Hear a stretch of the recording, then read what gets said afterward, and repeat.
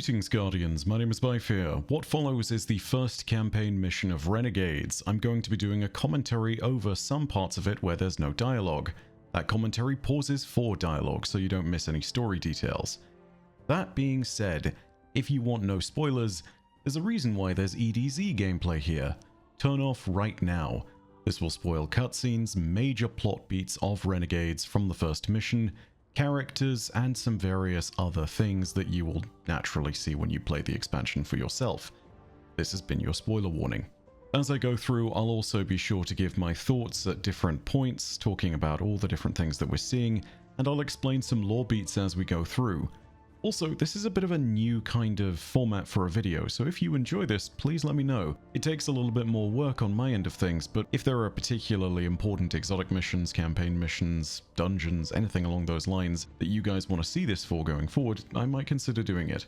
Also, whilst this is a preview build of Renegades, please do take note of the fact that this is not final and it is subject to some change.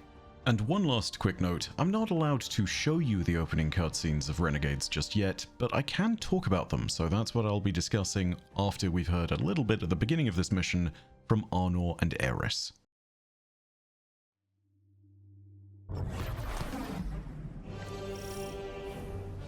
Arm yourself, Guardian. The Drifter keeps no medical provisions or supplies, but guns are ubiquitous. I wish our first mission together was under better circumstances. I'm Anor Mahal, a Praxic warlock. Vanguard Internal Affairs. You told me the Drifter had changed, Morn. The data Drifter stole from the Imperium is going to incite war. He was told not to engage. The Praxic Order skirts the rules to enforce them for the Vanguard. I'm trying to keep this crew safe. You have an opportunity to prove it. The Drifter needs our assistance. We need to fight our way to an access point. Get us a schematic of this ship. I'll head for the tractor emitters, shut them down. They won't catch us again.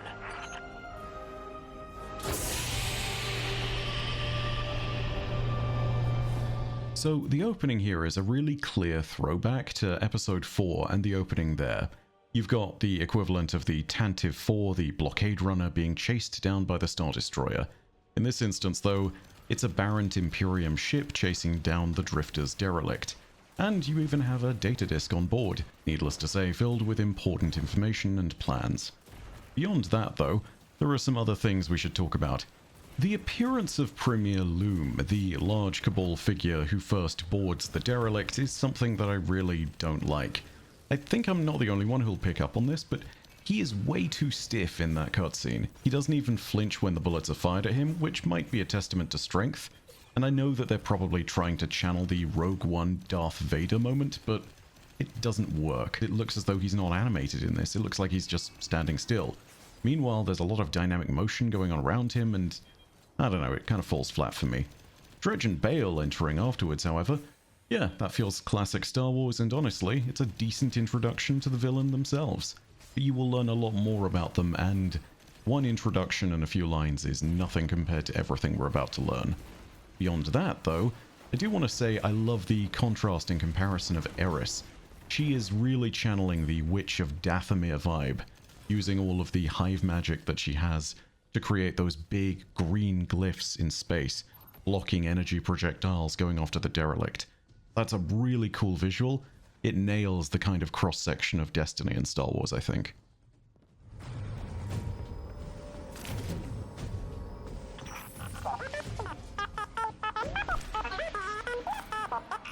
We've downloaded the schematics. Drifter's ghost seems distressed.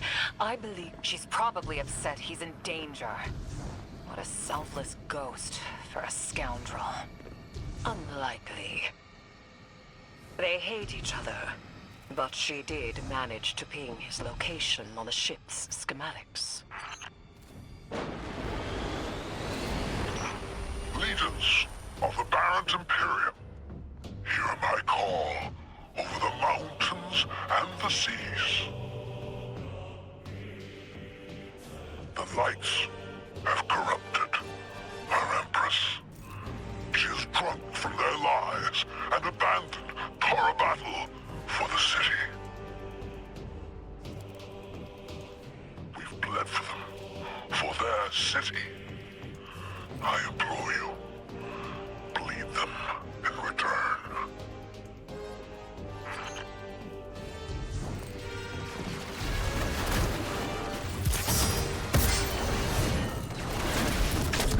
Here we start to hear more from Premier Loom, who is the leader of the Barrent Imperium. Well, technically he's the second in command. As we'll find out later, Dredgen Bale is the actual leader of the Barrent Imperium.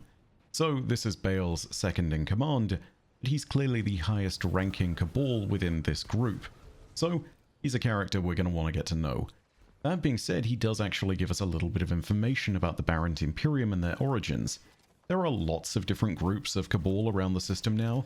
Red Legion remnants, Keitel's Ascendancy, the remnants of Callus's opulent guard from the Leviathan, the Shadow Legion, who are another remnant of Callus's groups, Mercenary Cabal who have been around, the remnants of the Scout Legion. There are tons of them. However, here we get a clearer idea that the Barrent Imperium is kind of an offshoot of Keitel's Ascendancy, and they're rebels against that. If you're thinking rebel as in Star Wars Rebels Alliance rebel, though, think again. They may be rebelling against Keitel, but they are very much our Imperials for this setting and the homage to Star Wars. And also, they have a ton of high-tech stuff to back up their forces, something we'll expand on later. We also get a little bit of commentary on the very complicated relationship between the Drifter and his ghost Blue.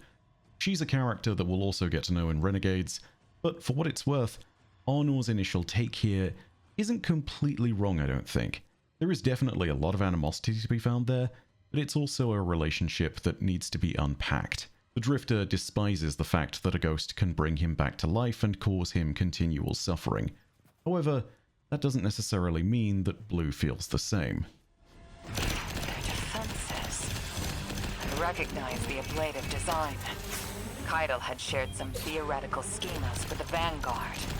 None of it was practical. Yet, Imperium's tech doesn't add up. This is the first mention and the first point at which we're going to fight against a very common new kind of enemy, which is an enemy that's got an ablative armor shield. This is a brand new kind of shield which needs to be continually damaged to pop it. And to be really clear, high damage weapons will deal more damage, but if you're using a slow rate of fire sniper rifle, forget about it. You're better off served by an SMG. This is something you'll see regularly in Renegades used by a bunch of different factions, and for what it's worth, there is a cool workaround with TechSec, so keep that in mind. This Barrent Imperium and their panoply are like no Cabal we've encountered. How did they rise so quickly? Keitel's BattleNet references Barrent as the legionary species. No other data. Maybe the encrypted data we stole has the answers you're looking for. I'm surprised none of our ghosts can hack it. Things happen fast these days. A new threat pops up. Drifter calls you and asks you to be on his ship the next morning. He had good reason to put a crew together and move quickly. A vision. I was called off my post and thrown into a rescue mission for a former criminal because Drifter had a vision. Here we get clarification on something which I talked about with Alison Lurs, the narrative director. We now get an idea of the main name for the main Cabal species, the Barrant, hence the Barrant Imperium. They are the legionary species, and the Cabal generally refers to the Empire and all of the different groups that live under it. So you've got the Barrant, the Scions, the Karga Clips, the Arcborn, etc. Beyond that, there's also some notes about Drifter's vision, but you'll hear more about that in time. We also get a little bit of an intro into the idea that the Imperium's tech, including ablative armor, is really advanced, and the reasons why will get explored in Renegades. That being said, for the moment, it's just a really interesting in for this technologically superior faction that's come out of nowhere, possibly linked to the Nine. This is a lot of risk to save one reckless criminal. We already have the Imperium's data. A criminal? You know he has not been such for some time, Anor. You claim to know his heart. But he stood for us on Kepler as he has many times. Maybe. But he didn't do the legwork on the data he stole. It's hard not to think it's a con. Like it always is. Still, he has stayed between the lines these last few years.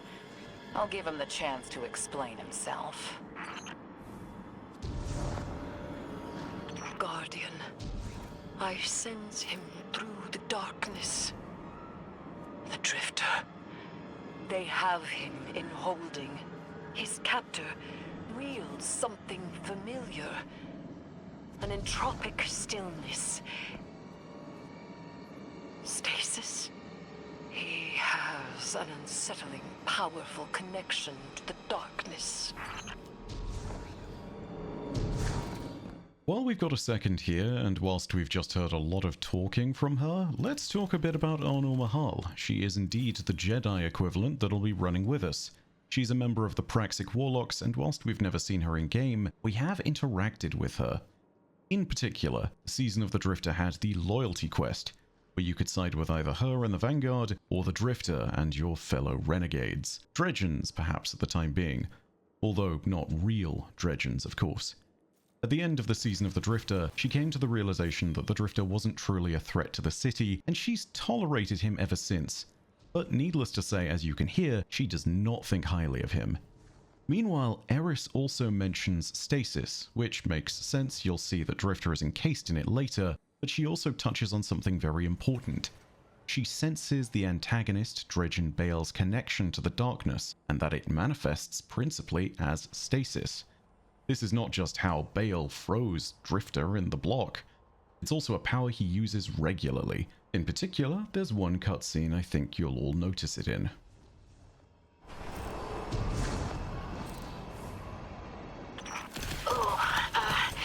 Guardian, I forgot to mention I had to route you through the garbage disposal. Sorry. This is another clear example of the way that Bungie is implementing all of the Star Wars stuff in Renegades. Lots of environments have their clear design inspirations, but do have a familiar Destiny skin. In this instance, I think it's so clear because back on Presage, we saw another Cabal trash compactor, and in Witch Queen, if you look out into Savathun's swamp, that small little creature with one eye can also be found out there, waiting to rise above the waterline and retreating back down if you get too close. This is a fairly familiar mesh. I don't know how it's going to gel with all of you though. Guardian, I'm sure it's feeling cramped in there, but Drifter's ghost is trying to help. We don't get an explanation as to why the Hive are found in the Barrent Imperium's trash. And for what it's worth, there is no lore on this, to be completely honest, but I mean, there are some pretty disturbing implications for either what the Barrent Imperium are eating or what the Hive there are eating. Regardless, I think they all need to see a nutritionist. Don't go around eating trash. Or living in it. Or eating Hive, or, you know, let's not do this. Oh, glad you're okay, Guardian. In an interview I did with Alison Lurs that should be up on the channel at some point soon, there was a mention that Eido is filling in for the sort of Chewbacca archetype. In my mind, she also fits in very well with a C-3PO kind of character. She's got the tech expertise, a bunch of knowledge, and her earnest nature and honesty reminds me a lot more of 3PO. She's also weirdly a very humanizing part of the cast, given that she's not some hive god and she's also not a light bearer. She's also an appropriately cool alien influence, and that's very Star Wars all in itself, but it's also very later 2020s Destiny.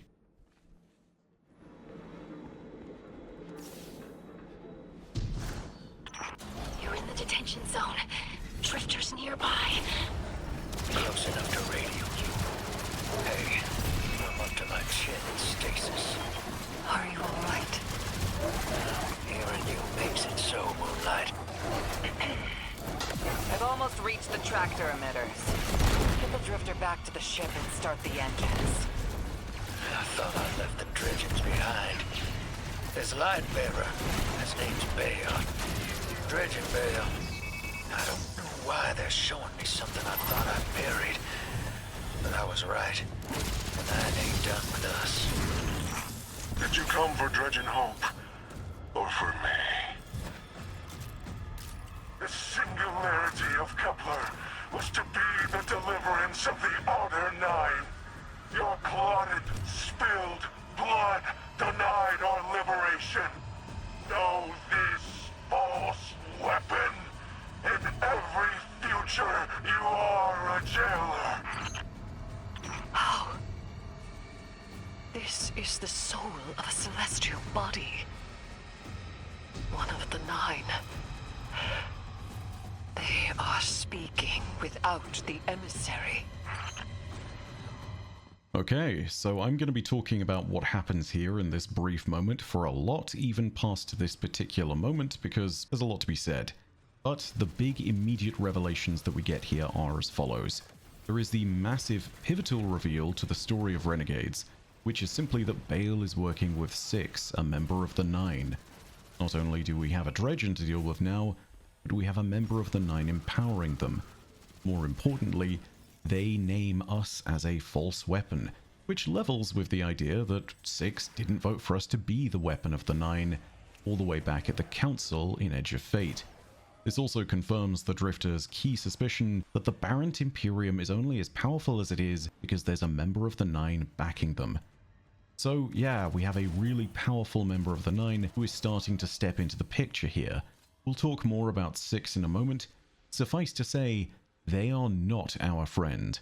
And there's a lot to be broken down about everything they've said in that last little bit of dialogue. But first, let's break the Drifter out of prison.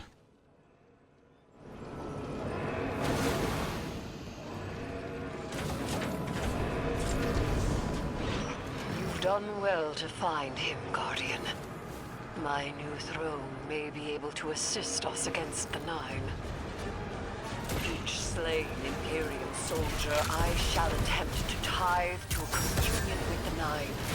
Surely they will answer. Can you access that console, Guardian? Releasing the prisoners could be a boon to us.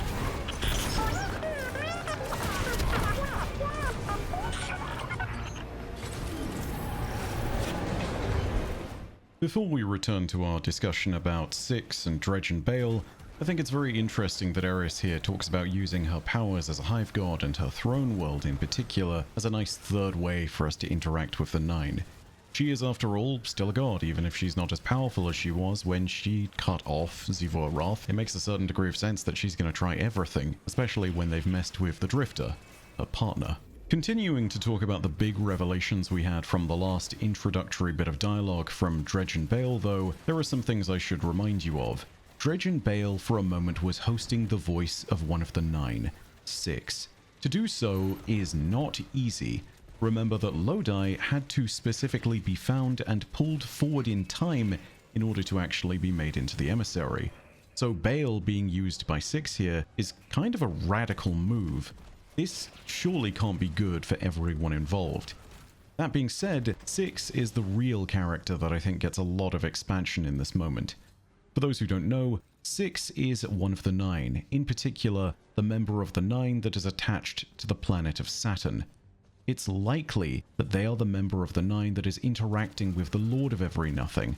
Some lore theories point to the idea that it might actually be the Lord of Everynothing, the new god of the Taken, and thus the source of the Dire Taken during Heresy. But I don't think that's how it's actually gone down. At very least, that's not how I'm interpreting this lore, and it also doesn't level with a bunch of other factors within the lore itself. So for the time being, I'm not going to confirm that. However, it is very clear that Six has a degree of control over darkness. We see that clearly enough with all of the different bits and pieces of Taken tendrils that you'll see all over various parts of the Lawless Frontier. If you take a look at the Sarlacc pit equivalent, for example, that is entirely just tendrils and Taken darkness and everything that's going on there. So yeah, Six's influence now is something that's become a lot more clear. In its speech to us that it does through Dredgen Bale, Six also notes that the singularity of Kepler was meant to be deliverance for the other nine. This references a really long-running plan of the outer orbits of the nine, aka 5, 6, 7, and 8, Jupiter, Saturn, Uranus, and Neptune, to create a black hole using an excess amount of dark matter, and in doing so, escape this reality into a higher plane of reality, where they might be able to make their own worlds as they see fit. This, of course, didn't work. We stabilized the singularity at the heart of Kepler, received 3's message, and stopped it from consuming the entire system. However, there's a darker element to this, because the way that time works with the Nine, the kind of omniscient nature of the Nine, and the fact that it's being referenced here by Six, implies that Six didn't exactly move to stop the death of 3, and has actively made plans around it.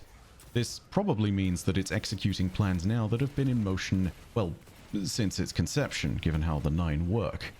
There's also a really fascinating bit here where it calls us a jailer too, which tells us exactly how badly it sees us. It does not think highly of us is an understatement. Furthermore, we have to talk about Six's relationship to Dredge and Bale, which will also be highlighted later in the campaign, but for the moment, I think there's a really interesting narrative evolution of the two characters together. You see, if Bale is meant to be the Sith, and he's the one we're actively facing, Six kind of appears as his master, which implies that Dredge and Bale is less Sith master and more Sith apprentice, with Six itself instead being the Sith master that's operating unseen from the shadows, pulling all the strings, and putting their apprentice through hell. This is part of the more fascinating breakdown of the relationship between Six and Bale, and it is definitely something we'll see explored later in the campaign of Renegades. More on that though, I can't really say. For the moment though, we should continue escorting this block of stasis.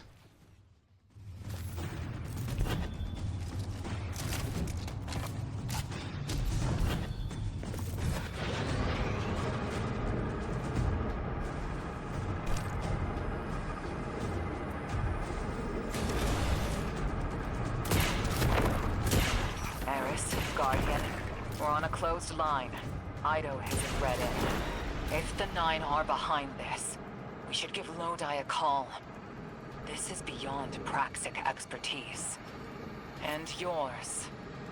If Lodi was unaware that a Nine uplifted a Dredgen, what information could he possibly have? 3 of the 9 is dead. Turmoil is brewing on Earth. The Drifter's vision is 9 in origin. And you refuse help. The God of Vengeance doesn't need an emissary. The turn to subterfuge by Arnor and Eris here is actually pretty telling. They are both members of the Hidden after all, and they're dealing with some classified information.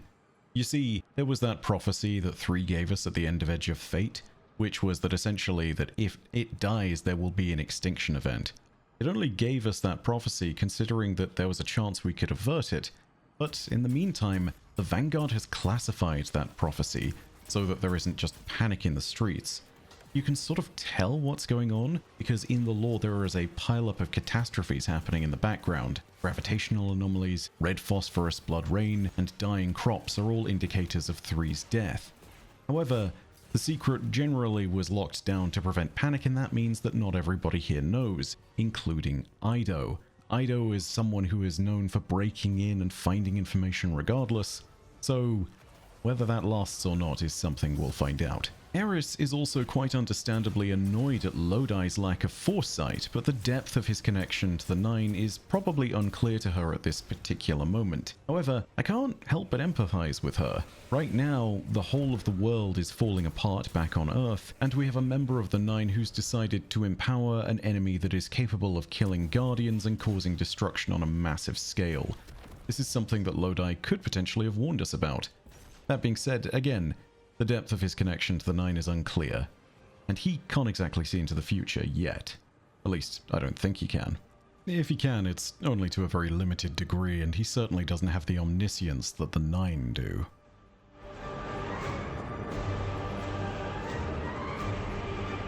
I'm shutting down the tractor emitters now. Don't wait for me to take off if you're in danger. We've got the Drifter, and his ghost has the Imperium data. But, Guardian, we have bigger problems. If the Nine are enabling this Dredgen Bale, we both know how catastrophic their influence can be. The rest of the city doesn't. Vanguard has decreed everything we learned on Kepler, the prophecy, all of it, remain classified. We can't rely on official support. But the Drifter was right to act on his vision. I can admit that.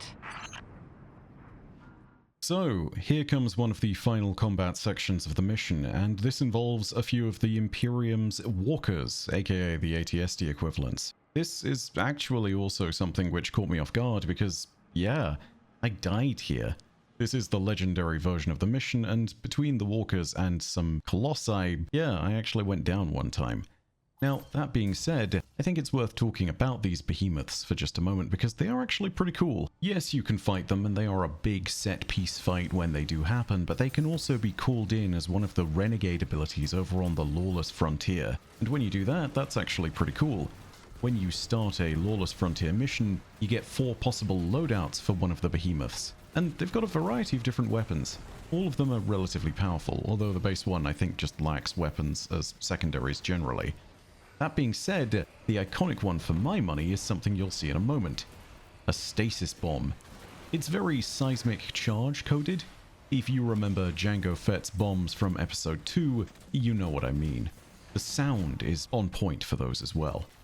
Legendary difficulty for the first mission feels kind of on par with the legendary experience for the Edge of Fate and for Final Shape. It's not too difficult. I can't speak to all the later missions either. The combat difficulty is still somewhat tight, but the sandbox has expanded a ton, and, well, things are a lot less punishing than they used to be. I was using a pretty basic Solar Warlock build, nothing terribly meta here, just my preferred drip with Phoenix Protocol as well as thematic weapons. I'm not even doing anything that's highly synergistic here outside of using a lot of solar stuff, and yeah, I was getting through just fine. I imagine in later missions you will want to build craft more, but honestly, I also don't think you can judge the combat difficulty on something like a single mission. If you are chasing the combat highs of Witch Queen's legendary campaign, I didn't quite find it on mission 1. But again, that doesn't mean it isn't there on later missions. For me, I think it still hasn't hit that point where it just reaches a classic. But I also think that chasing the standard we have in Witch Queen is maybe impossible based on the expansion of the sandbox. Bungie needs to up the difficulty of legendary campaigns generally if they want to reach that again. And for what it's worth, again, I don't know what the end of the campaign feels like, so maybe it does reach that, but for the moment, this is still just a bad place to judge it in. For what it's worth, there are some interesting combat challenges. Whilst the Barrent Imperium has a lot of familiar Cabal players within it, there are new weapons and things to deal with on their side of things. The Behemoths are just one example of it, but also, ablative armor is a nice addition generally. It adds a challenge to the faction, and it requires a solution, but there can be a variety of solutions. Scorch damage does a lot of ticks, so does a high rate of fire weapon. TechSec has a lot of value against ablative armor, because it is shields, so kinetic weapons can generally be a really good answer. And of course, the mighty Microcosm also therefore has a place. As does a Praxic blade. If you've seen some of my other footage from other videos, yeah, you'll see how effective that can be. No puzzling was around within this campaign either, so that'll be a relief to those of you who hated the ball mechanics in Edge of Fate's legendary campaign. This is all just straight up combat. No weird obtuse bits to this. Eyes up, Guardian. That vehicle you just cored out has an ejection system. The pilots are coming out unscathed. Rectify that. So, to talk more generally about Renegades, I think it's also important to mention all of the elements where it crosses over Destiny and Star Wars. I talked a lot about this with Alison Lurs over on the interview that we did, so if you want to go ahead and catch that, that's also probably up on my channel, either now or at some point soon. I know that when this was first announced, there was a really sizable backlash within the community, and potentially rightly so, because if this had been done poorly, it would have turned out like so much slop. And for what it's worth, I will stand by the idea that I don't think this qualifies. There are, however, going to be varied opinions on that, and honestly, I don't think you'll ever be able to draw a line around that in a way that will satisfy everyone. But for what it is worth, that line is really clearly defined. Visuals and audio have a lot of Star Wars inspiration, and some of the audio is even one-to-one. There are designs that you can see that are directly picked aesthetically out of Star Wars. I mean, take a look at some of the lighting in the first mission here on Imperium, and then go ahead and take a look at something like Jedi Fallen Order or Jedi Survivor, and look around some of the Imperial bases. You will see some things that have been taken one for one, and yeah, that makes some sense. It is a crossover after all. That being said, the story is where they have delineated it heavily back into Destiny, and I think personally that is the right call. The story needed to be Destiny in order for it to keep continuity within the Fate saga generally and to keep the wheels on this wagon. So making sure that that was the case was clearly a priority of the narrative, and, well, again, listen to the interview I had with Allison. We talk a lot more about this topic and what they did to try and get that right. For me personally, I think it fits, but not all of it. The Star Wars inspired stuff has been around in Destiny since the Taken King, with the introduction of swords and Stormcaller warlocks with literal tickle-finger lightning hands, but still, some of the Star Wars stuff here might be a bridge too far for some people. I'm sure you'll be able to self-sort if this isn't your thing. I'm still really not happy with pre-order skins, because that is just a bridge too far. I also was a little reticent about the idea of blasters and the Praxic Blade, which are almost one-to-one replicas in some cases. But having used them, I think there is a tangible difference because they feel like Destiny weapons, and they feel good to use. However, again, the pre-order armor is still a little baffling. To me, this still feels like playing Destiny, but I can't speak to every Tom, Dick, and Andy out there who might have a different opinion. Hopefully, seeing some of it for yourselves will help you judge it for yourselves. If you are waiting to see what the crossover is like, this is fairly representative of the rest of Renegades.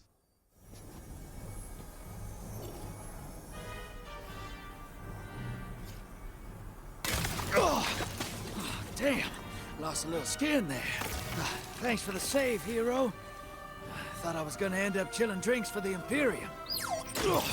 Vale, hey, can you get my left leg? It's falling asleep in here.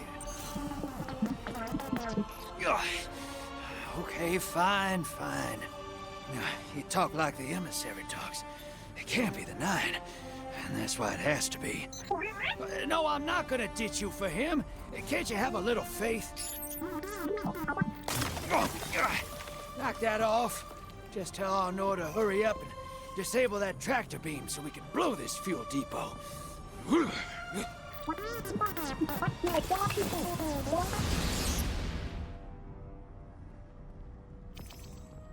Get those engines running, hero, and I'll take us out of here.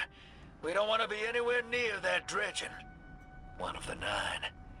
Vale's no emissary, but one of them's still wearing him like a suit.